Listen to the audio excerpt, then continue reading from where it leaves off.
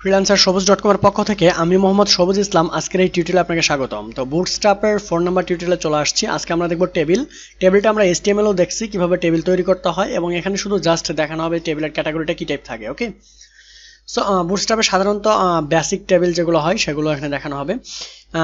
Basic bootstrap টেবিলের মধ্যে হালকা প্যাডিং থাকে এবং টেবিলের সারিগুলোর মধ্যে অনুভূতিক ডিজাইন থাকে।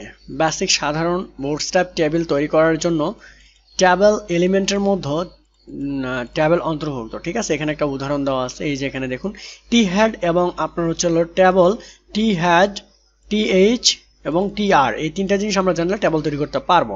ঠিক আছে, এক্সাম্পল হিসেবে আমরা যদি এটাকে আমরা দেখি, আগের মতোই নোটপ্যাড ওপেন করবো, দেন সবকিছুই ঠিকঠাক থাকবে, মাঝখানে টেক্সটটুকু আমরা চেঞ্জ করব। আচ্ছা, এখানে ফার্স্ট অফ অল একটা কন্টেনার নেওয়া হয়েছে, একটা কন্টেনার। আচ্ছা, আমরা যদি প্রথম থেকে এগুলো টাইপ করতে চাই তাহলে আমাদের একটা কন্টেনার নিতে হবে। ঠিক আছে, ডট, আমরা ডট দিতেছি, এখানে ডট দিয়েছি এ কারণেই একটা ক্লাস নিব। ঠিক আছে, আমরা যেহেতু ক্লাস লেখার মতোই নেই, আমি কন্টেনার নিচ্ছি। এই কন্টেনারের ভিতরে আমরা কাজ করব। কন্টেনারের ভিতরে আমাদের H1 দেওয়া হয়েছে একটা বেসিক, H2 তে আমাদের একটা হেডিং থাকবে। সো হেডিং এর জন্য এটা দেওয়া হয়েছে, হেডিংটা এখানে দেওয়া হলো। আমরা যদি এটা ব্রাউজার রিলোড করেন তাহলে সুন্দরভাবে একটা হেডিং দেখা যাবে। তো হেডিং এর ভিতরে টি হেড থাকবে, একটা হেড থাকবে হচ্ছে এইটুকুর ভিতরে। হেডের ভিতরে আসলে কি, হেডটা হচ্ছে আপনার, আমরা যে হেডিং তৈরি করি এই হেড, এরকম একটা হেড থাকবে, নাম থাকবে কি কি। তাহলে আমি এখানে টি হেড দিয়ে দিচ্ছি, একটা টি হেড হয়ে গেল।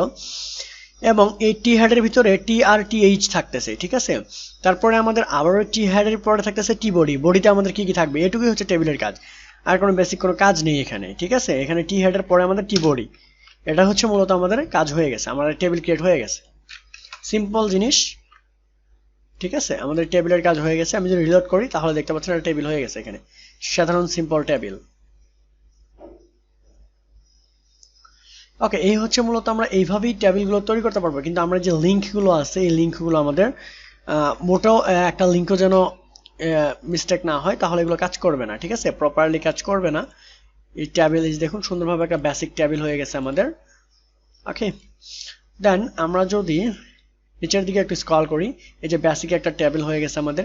এখন যে বুটস্ট্র্যাপের টেবিল সংক্রান্ত ক্লাস সমূহ, এখানে এই যে টেবিলের জায়গায় দেখুন টেবিল, টি হেড, টি বডি, জাস্ট এগুলো একটু দেখে নেবেন আপনি। বুটস্ট্র্যাপের স্প্রাইডেড সরাসরি কিভাবে কাজ করে এটা উদাহরণ দেওয়া আছে, এগুলো সব উদাহরণ, আপনি উদাহরণগুলো দেখে নেবেন। বুটস্ট্র্যাপের বর্ডার যুক্ত টেবিল কিভাবে তৈরি করা হয়, এই যে বর্ডার যুক্ত চতুর্পাশে বর্ডার আছে, সুন্দর একটা টেবিল তৈরি করা হয়েছে, এগুলো আপনি দেখবেন। ঠিক আছে, আমি দেখাচ্ছি না কারণ সময়ের চালে আমরা আবদ্ধ।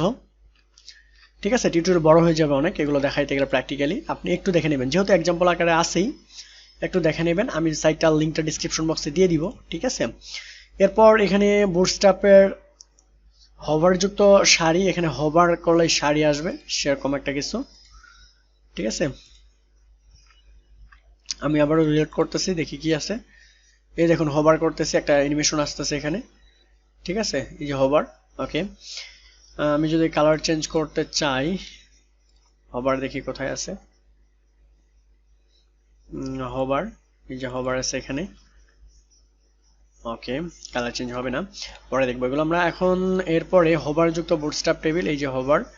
এরপরে আছে bootstrap condense table. Condense table দেখে নেবেন, এই যে এরকম হচ্ছে কনডেন্স টেবিল, কিভাবে তৈরি করা হয় একটু দেখবেন। দেন আমরা আর কি আছে এখানে, এটা বুটস্ট্র্যাপ কন্ডেনচুয়াল ক্লাস, আসলে এই যে কি সুন্দর একটা কালারিং করা হয়েছে, এগুলো দেখবেন। একটু ডিজাইন আসতেছে না বুটস্ট্র্যাপে, এই যে রেসপন্সিভ বুটস্ট্র্যাপ টেবিল, এটা হচ্ছে সবচেয়ে গুরুত্বপূর্ণ। আপনি এই ডিজাইনটা করতে পারলে বাকি সব করতে পারবেন, কোনো প্রবলেম নেই। ঠিক আছে, সেক্ষেত্রে এই ডিজাইনটাকে আপনাকে ফলো করতে হবে। কিভাবে শুরু করতেছে তারা, কন্টেনার দিয়ে শুরু হয়েছে এখানে একটা ডিভের ভিতরে, দেন H1 প্যারাগ্রাফ কিছু আছে, তারপরে ডিভের ভিতরে থাকতেছে আমাদের টেবিল রেসপন্সিভ, দেন এখানে টেবিল থাকতেছে ক্লাসের ভিতরে, ওই টি হেড টি বডি দিয়েই শুরু, অ্যান্ড দেন টিআর এর ভিতরে টিএইচ থাকতেছে, সেম ক্যাটাগরি।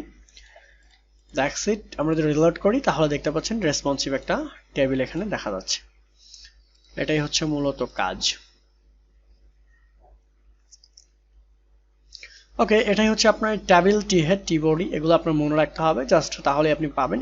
সব সময় আসে না এগুলো, খুব অল্প সময়ে দেখা যায় টেবিল ক্রিয়েট করার জন্য। Thank you so much watching this tutorial. Next টিউটোরিয়ালে আবার দেখা হচ্ছে।